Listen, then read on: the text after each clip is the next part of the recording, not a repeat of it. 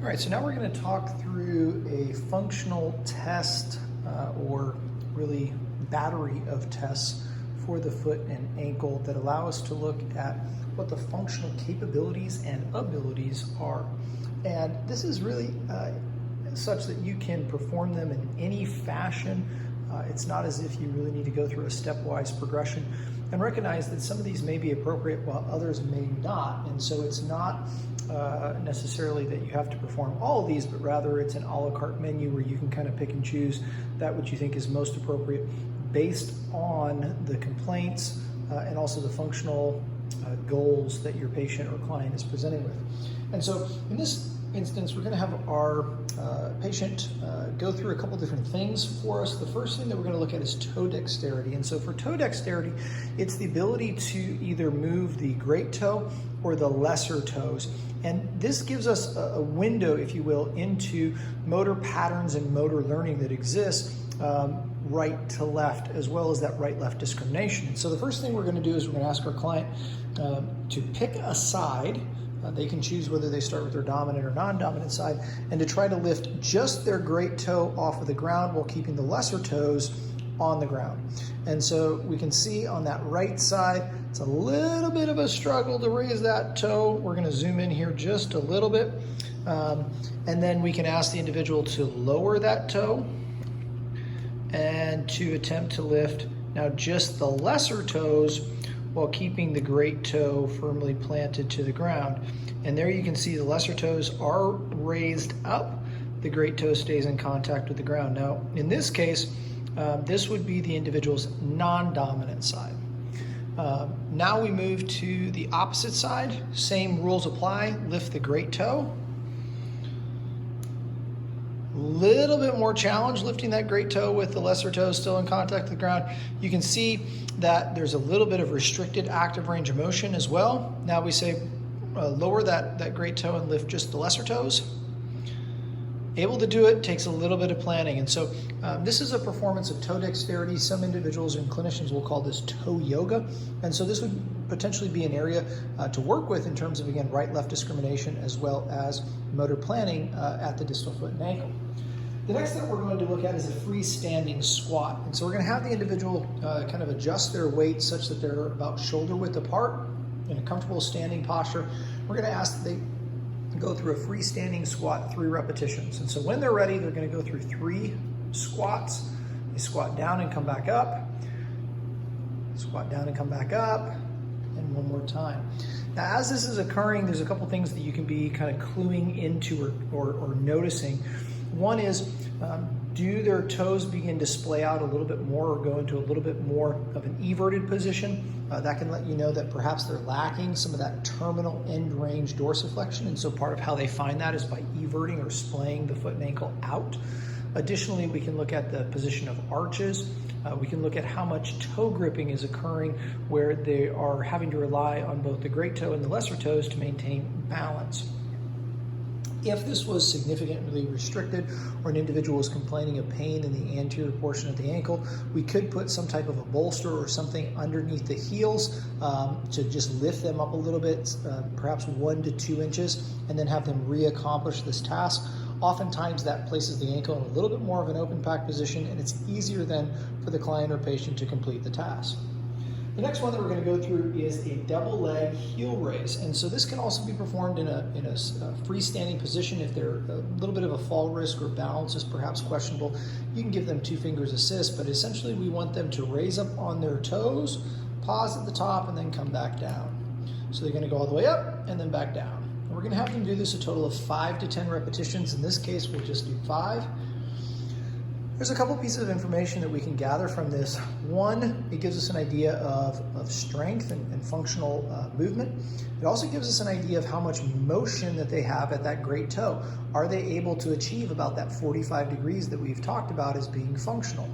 From there, we can also move to a single leg heel raise to where they would lift one leg and go into that single leg pattern. There's a little bit more instability noted with this. If they need that 2-finger assist, they certainly can have it. As we're not really assessing balance, we're more looking at the function of the foot and ankle and its ability to sequence a motor plan. Next, we look at rotation. And rotation can either be done with one leg on the ground or two legs on the ground, meaning single or double limb support. And by rotation, what we're asking the individual to do is to keep their legs and their feet firmly planted on the ground, and then rotate as far as they can through their hips to one side, and then same to the other side.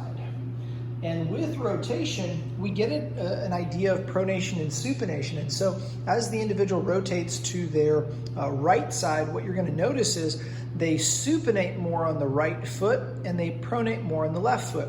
Conversely, the opposite happens when they rotate to their left side. And so this can give us an idea of the flexibility of the midfoot into the forefoot, which is something that may clue us into an assessment that we need to look at further when we have them on the table. Next, we look at single leg stance. Now, there's a bunch of modifications we can make here. Eyes open, eyes closed, on firm ground, on a compliant surface like an AirX or something along those lines. But initially, start with eyes open, have the individual in single leg stance, and on firm ground, unshod, meaning no shoe or additional support. If the individual can hold this for 30 seconds, great, then you would move to the opposite side. The things that you're looking for, though, is you're looking for toe gripping, how much they're having to rely on the toes to maintain balance, as well as how much movement or sway is noted throughout our different balance strategies. We have an ankle strategy, we have a hip strategy, and then we have a trunk strategy or a stepping strategy as far as our third task. And if you're seeing a lot of ankle immobility and sway here, it may clue you in that this is an individual who lacks some motor control, and proprioceptive feedback may be an area where you need to enhance that within the plan of care. Additionally, you can add in head turning either side to side in the horizontal fashion or up and down in the vertical fashion. Next, we look at single leg hops. And really what we're getting at here is several things. One, storage and release of energy, a bit of an assessment of the Achilles tendon, as well as the individual's ability to attenuate force. And so what we're going to have this individual do is to hop up and down 10 times. You'll note there's a little bit of front to back displacement, not so much medial lateral.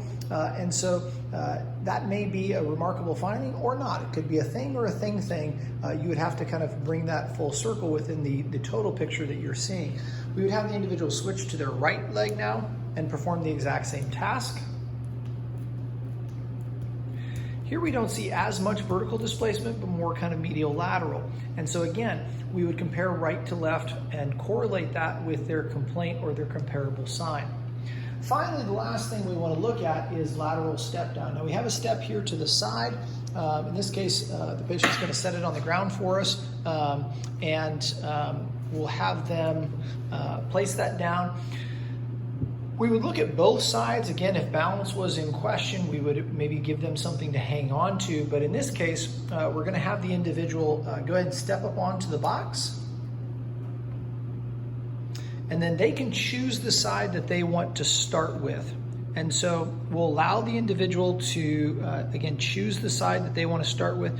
They're going to bring that leg all the way to one edge of the box. The other leg is going to be off, unsupported.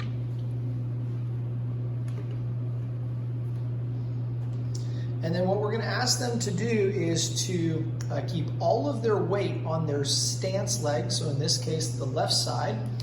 Hands go on the hips, and then they're going to come down and just kiss the bottom of their foot to the floor and come immediately back up. Typically 3 to 5 repetitions is sufficient. What you're looking at is their ability to tolerate this closed kinetic chain activity, the amount of perhaps ankle sway that is there. You can also look further up the chain at the hip and the trunk, as well as getting an assessment of ankle dorsiflexion. An individual that has significantly restricted or limited dorsiflexion is going to find this task to be very, very challenging, and you'll see a degree of hip drop to where they are having to reach the ground, not because they're able to progress the tibia over the foot, but instead because they are contorting their hips and pelvis to reach the ground. So those are our objective functional tests, all or none, or really any combination therein may be appropriate.